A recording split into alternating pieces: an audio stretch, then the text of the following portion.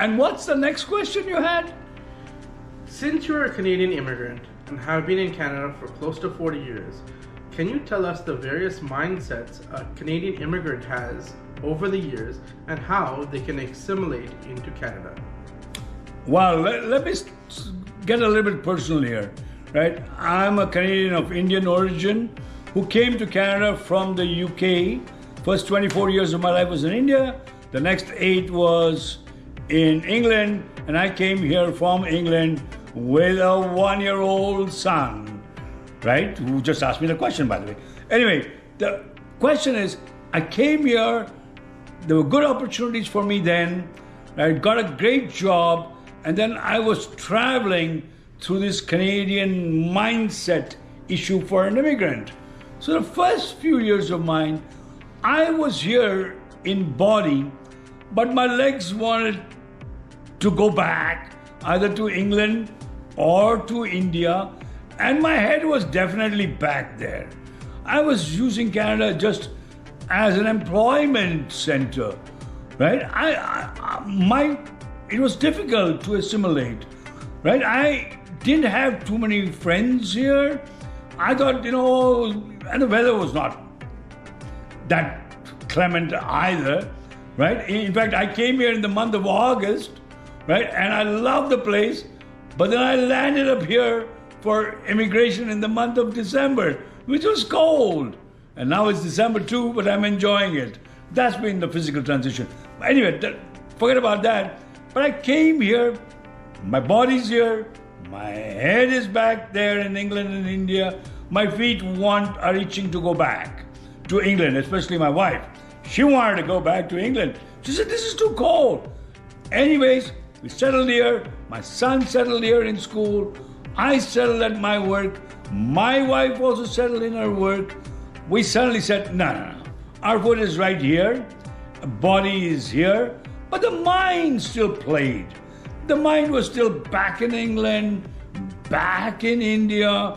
My association was mostly with people either from India or from England. I had mostly, my kind of food. Everything was not there from a mind perspective, right? I was not thinking like a Canadian. It took me some time.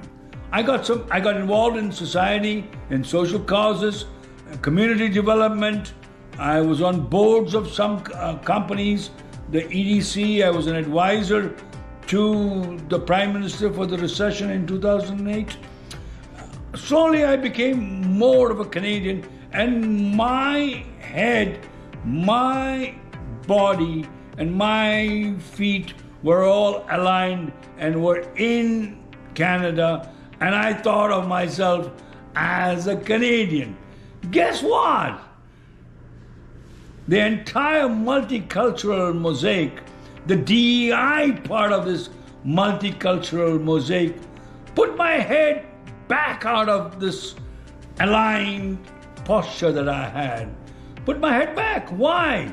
Because I realized that in this multicultural mosaic, there is a canvas, and that canvas is an Anglo-Saxon canvas and a Francophone canvas, right? This is not an hyphenated canvas. This is the canvas.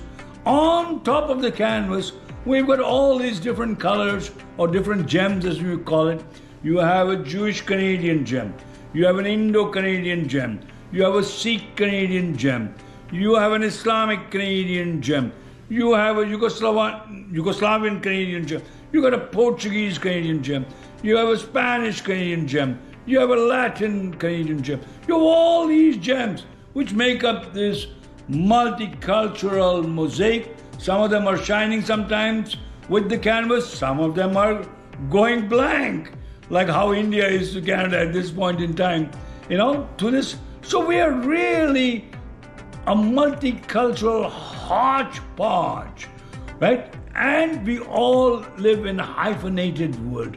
So I, as an Indo-Canadian who wants to be a Canadian, who's built a monument for the soldiers, the only private monument for the soldiers, I'm being told all the time that I'm an Indo-Canadian. When there are issues between Hindus and Sikhs, it's almost viewed like browns on browns. Forget about it. The media treats it that way. Everybody that I know treats it that way. Come on. So I am not viewed as a Canadian as much as I thought I viewed myself. Compare this psyche, compare this to what is happening down south, which is a melting pot. In 20 years or 30 years or 40 years, right, you would be totally an American, right? You'll be carrying USA flags all over. Look at all the leading positions. Look, Kamala Harris, who stood for, the leadership or the presidential leadership. So, look at her. Her mother was an immigrant from India. Look at all the top people in Trump's cabinet.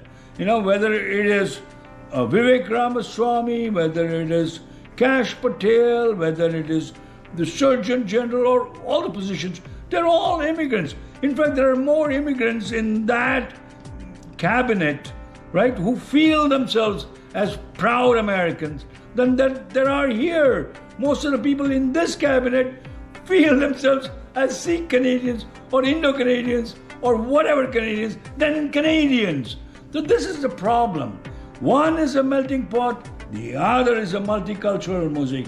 And I'm asking you, which one is better? Maybe somewhere in between lies the truth.